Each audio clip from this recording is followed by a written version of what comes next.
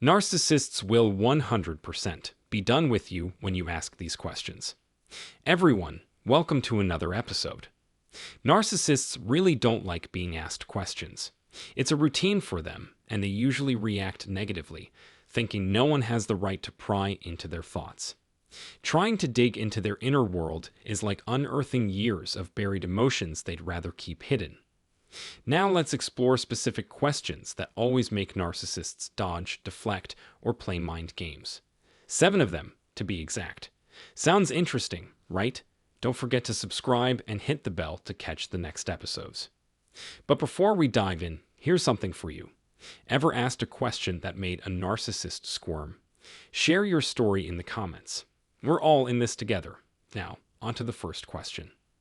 Why are you nice to people you don't know? Are you hiding your real self when you meet new people?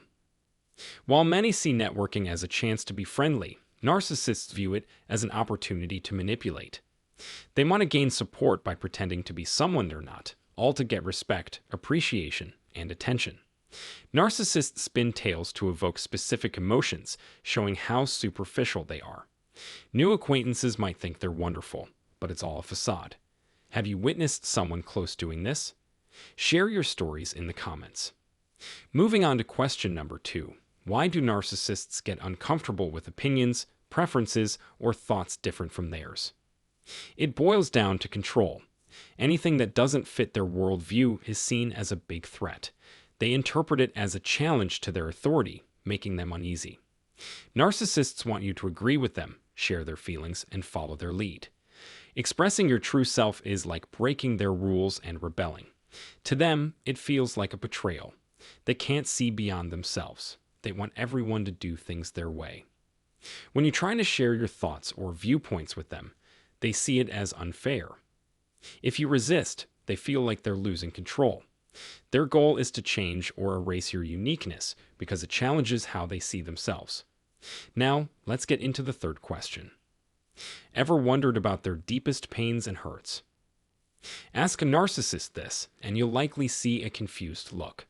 They firmly believe they have no major traumas or painful experiences.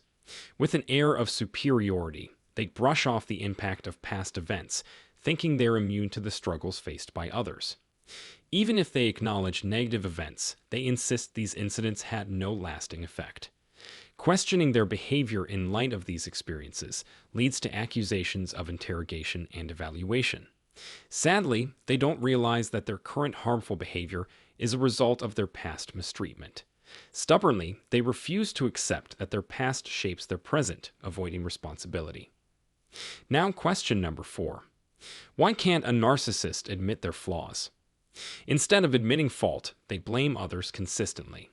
Their refusal to accept any wrongdoing comes from a thick wall of defensiveness. Admitting mistakes in their eyes would mean they're equal to regular people, a thought they find unacceptable. They hold on to the belief that they're faultless and invulnerable, positioning themselves as almost divine beings above mistakes. But we all know nobody is exempt from errors. Now, on to question 5. Do they think they need to change or grow in any way? If you dare ask this, be ready for a major clash. Their response will make it seem like you attacked their very core. Acknowledging the need for change implies imperfection and a lack of absolute control, things they can't tolerate. Just suggesting they should change triggers shame and a strong defense of their perceived perfection. To them, change equals vulnerability, a threat to the egocentrism they've built. They won't admit that change is necessary, demanding your compliance, limited speech, no more questions, and submission to their desires. It's puzzling that they fail to see the universal need for growth and change, especially in building healthy relationships. But their idealized self-image is too important for them to let go, overshadowing the value of personal development. Let's explore the next important question. Do you truly think your ideas are always right and better than everyone else's?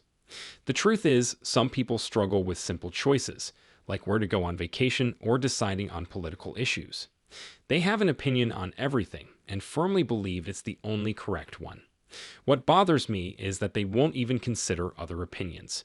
They act like their view is the only important one and dismiss everyone else's.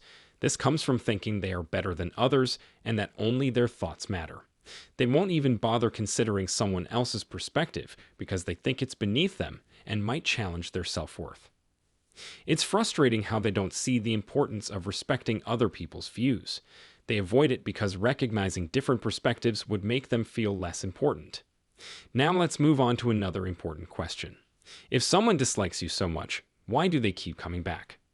Don't expect an honest answer from them. They won't admit they come back for attention they can't live without. Instead, they'll twist the truth, making it seem like it's your fault. They might say things like, "I come back because I feel sorry for you," or "I hate to see you sad, so I'm here for you." The reality is, they enjoy seeing you suffer and depend on them. It makes them feel powerful and important. They'll blame you for holding them back and not letting go, but in reality, they need your attention more than you need them. They crave it like they need air. These people struggle with questions that make them reflect on themselves. This stops any chance of having a real conversation or connection. If you have someone like this in your life, remember you can't change them. You need to focus on healing yourself. Take care of yourself, set boundaries, and protect your emotional well-being.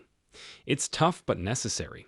If you found this helpful, share your thoughts in the comments. Subscribe for more insights on healing from difficult relationships. Until then, focus on your healing and growth.